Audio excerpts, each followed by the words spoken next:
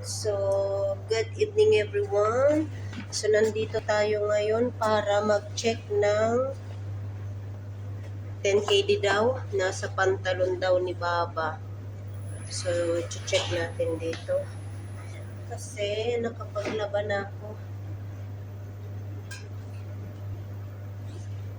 So, check ko dito. Ano bang pantalon ni Baba kahapon?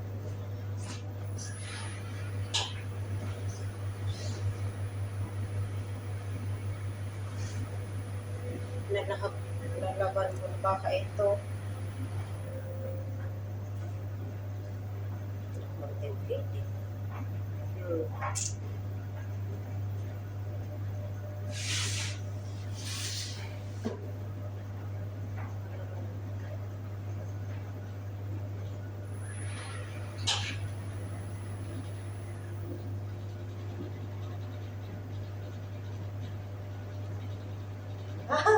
Dito nga. Dito nga, buti hindi siya napunit. Ayan o, may 10KD nga si Baba. So, hindi kasi ako naghahalongkat sa mga bulsa-bulsa. Kaya, ayan o, buti na lang hindi siya napunit.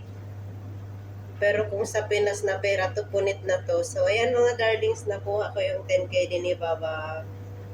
So, ayan. Nasa black pala siya. So, gumawa ako ng video para sakaling hindi ko mahanap. So, at least, may video tayo na ipapakita. Diba? Kasi, alam mo na, baka mag-isip na baka sabihin na baka nakuha ko tapos hindi ko binigay. Ganon. Kaya mas mabuti nang may ebidensya tayo. So, ngayon, dahil nandito nga sa kanyang pantalon, so, eto, ayan, nakuha ko yung 10KD niya. So, syempre, sasauli natin to kasi hindi naman to sa atin, di ba? So, ayan mga darlings.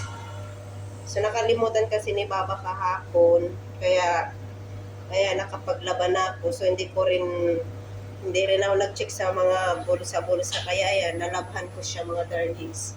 So, thank you so much. So, buti na lang hindi siya napunit. So, ayan.